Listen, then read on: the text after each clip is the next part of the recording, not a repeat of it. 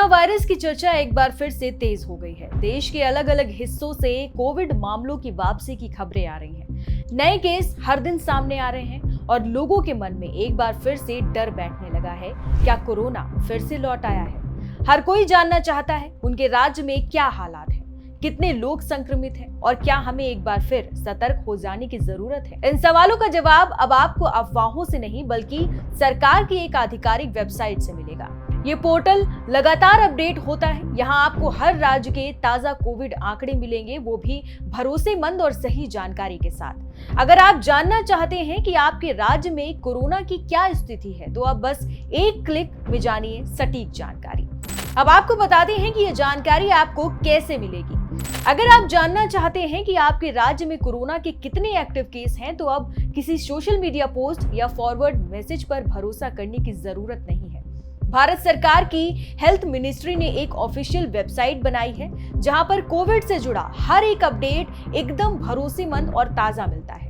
जैसे ही आप साइट पर जाएंगे, सबसे ऊपर आपको देश भर में मौजूद कुल एक्टिव मामलों का आंकड़ा दिखाई देगा। थोड़ा नीचे स्क्रॉल करेंगे तो आपको एक सेक्शन मिलेगा कोविड-19 स्टेट वाइज स्टेटस। इस पर क्लिक करते ही आपके सामने हर राज्य की लिस्ट खुल जाएगी जिसमें बताया गया है कि कहां कितने केस एक्टिव हो चुके हैं। हमने वीडियो के आखिरी में इस वेबसाइट का लिंक और डिस्क्रिप्शन में भी इस वेबसाइट का लिंक आपको दे दिया है ताकि आप सीधा वहां तक पहुंच सके। हम ये जानकारी तब रिकॉर्ड कर रहे हैं जब साइट पर 19 मई तक का डाटा अपडेट है। हालांकि जैसे ही आंकड़े बदलते हैं, साइट पर डेटा भी रिफ्रेश कर दिया जाता है। महामारी से बचाव का सबसे पक्का तरीका आज भी वही है, दूरी बनाकर रखें, मास्क लगाएं और सैनिटाइजर का इस्तेमाल जरूर करें। कोरोना पूरी तरह से गया नहीं है, लेकिन एहतियात बरतकर हम इसकी चपेट में आने से जरूर बच सकते हैं। इस बार संक्रमण के लिए ओमिक्रॉन के नए वेरिएंट JN1 और उसके सब वेरिएंट्स LF7 और NB1.8 को जिम्मेदार माना जा रहा है। अमेरिका की जॉन्स हॉपकिंस यूनिवर्सिटी के अनुसार JN1 पहले के वेरिएंट्स की तुलना में ज्यादा आसानी से फैलता है, लेकिन ये बहुत गंभीर नहीं है। ये दुनिया के कई हिस्सों में सबसे आम वेरिएंट बना हुआ है। वैज्ञानिक भाषा में इसे ओमिक्रॉन BA.2.86 का सबलाइन माना गया है। इसका मतलब है कि यह वायरस बार बार म्यूटेड हो रहा है, यानी खुद को बदल रहा है।